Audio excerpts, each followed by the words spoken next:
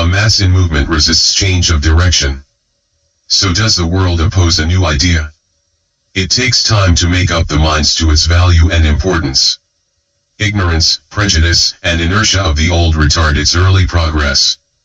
It is discredited by insincere exponents and selfish exploiters. It is attacked and condemned by its enemies.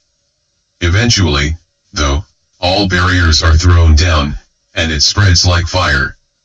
This will also prove true of the wireless art. The practical applications of this revolutionary principle have only begun.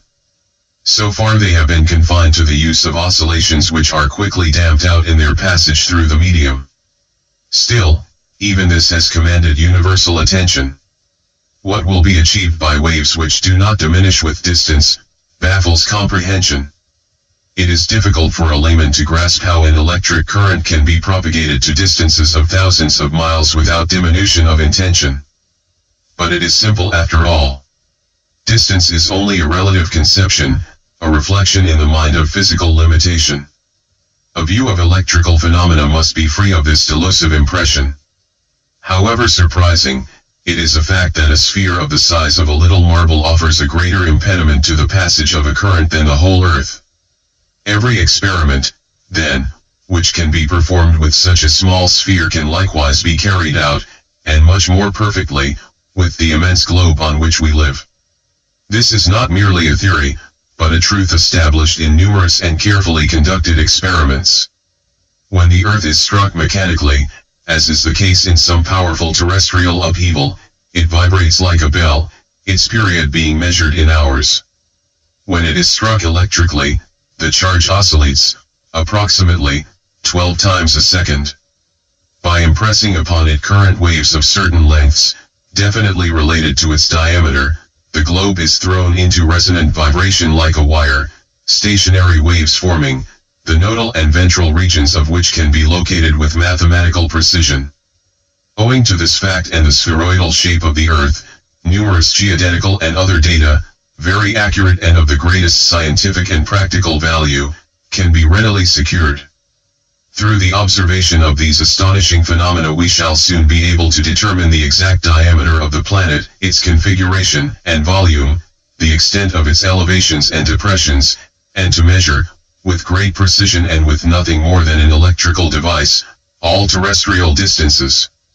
In the densest fog or darkness of night, without a compass or other instruments of orientation, or a timepiece, it will be possible to guide a vessel along the shortest or orthodromic path, to instantly read the latitude and longitude, the hour, the distance from any point, and the true speed and direction of movement.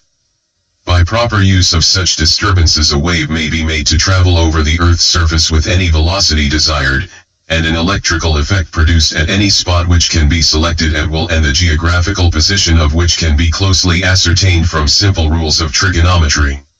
This mode of conveying electrical energy to a distance is not wireless in the popular sense, but a transmission through a conductor, and one which is incomparably more perfect than any artificial one. All impediments of conduction arise from confinement of the electric and magnetic fluxes to narrow channels. The globe is free of such cramping and hinderment. It is an ideal conductor because of its immensity, isolation in space, and geometrical form. Its singleness is only an apparent limitation, for by impressing upon it numerous non-interfering vibrations, the flow of energy may be directed through any number of paths which, though bodily connected, are yet perfectly distinct and separate like ever so many cables. Any apparatus, then, which can be operated through one or more wires, at distances obviously limited, can likewise be worked without artificial conductors, and with the same facility and precision, at distances without limit other than that imposed by the physical dimensions of the globe. It is intended to give practical demonstrations of these principles with the plan illustrated.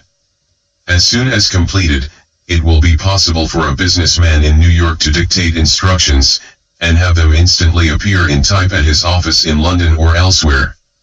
He will be able to call up, from his desk, and talk to any telephone subscriber on the globe, without any change whatever in the existing equipment.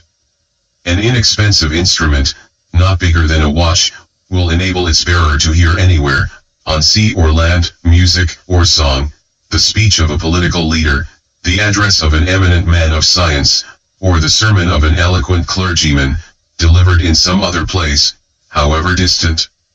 In the same manner any picture, character, drawing, or print can be transferred from one to another place. Millions of such instruments can be operated from but one plant of this kind.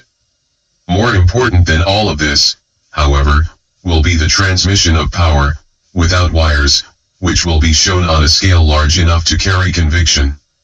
These few indications will be sufficient to show that the wireless art offers greater possibilities than any invention or discovery heretofore made, and if the conditions are favorable, we can expect with certitude that in the next few years wonders will be wrought by its application.